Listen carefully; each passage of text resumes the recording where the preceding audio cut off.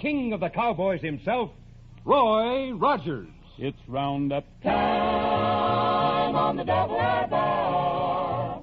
So saddle your horse, 'cause we're gonna ride far. Today we're looking at Roy Rogers, King of the Cowboys, the collected Dailies and Sundays by Hermes Press. This is really a fantastic tome on Roy Rogers, and I don't know if people today can kind of conceive of just how big Roy Rogers was. He was just huge everywhere. My grandmother, in fact, named my mother Dale after Dale Evans. That's just how big this Roy Rogers phenomenon was. And Hermes Press has done an excellent job here. The foreword starts off just wonderful, just talking about this boy, how he and his brother would always look forward to the new Roy Rogers comics. They'd save up their lunch money in order to purchase them, and as you continue reading, you find out it's in fact Roy Rogers Jr. writing it. It's just a cute story. Great foreword about Roy Rogers Jr. And then an excellent introduction on Roy Rogers. You can see there's great memorabilia in place sort of along this. Just a in-depth foreword and some background info on it. You've even got the Roy Rogers and Dale Evans lunchbox, some of their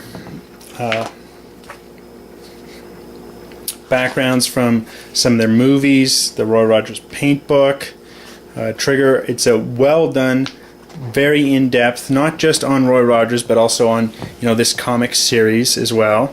Here's a movie poster, very well done, very impressed. And then when you get to the comics, it's well done. This is starts off, these are just the dailies, the black and white dailies, and really a lot of interesting stories. Chapter 1, here's the Shasta Valley Dam, and I think the dailies are where this collection has its highlight. It's interesting stories, in-depth character. It's not kind of a Western caricature, but the stories are in depth. They're interesting, and they're really well done.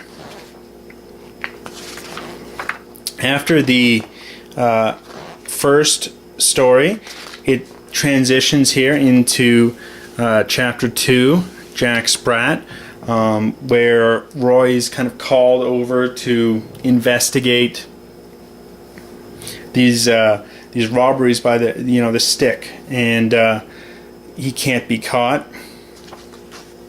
and Roy goes about solving it. And this is Roy as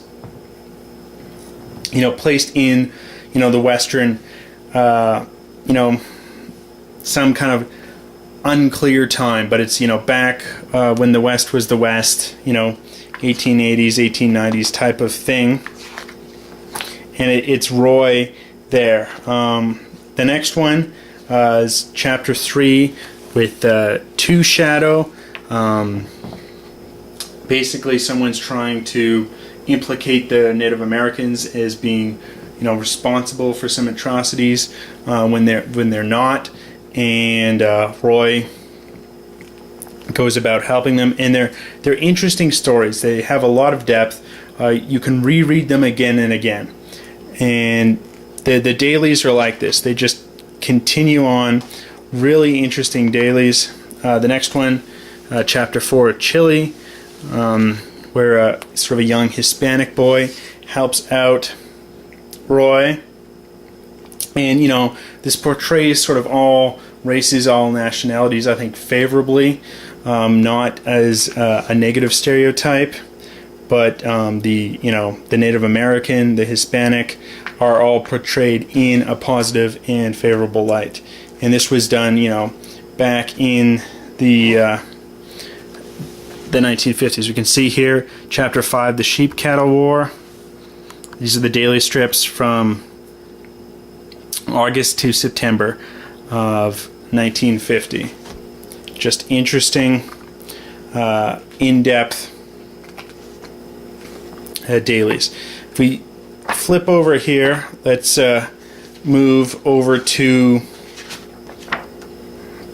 the actual Sundays. These are the color strips. I didn't find the Sundays to be as interesting. They didn't seem to just have enough strips to develop an interesting story, interesting character arc, especially in comparison to how well the dailies are. I mean, the dailies are just fantastic. Whereas the Sundays just don't hold up quite as much. Also, you know, some of these Sundays, it's not really back in the West, and you know, it's kind of a modern time. You know, we have a car and a trailer, and you know, it's not the more kind of a Western thing. This is like Roy Rogers as he was in actuality, and it's just basically like Roy Rogers being and solving issues kind of as his personality, instead of, you know, back in the West.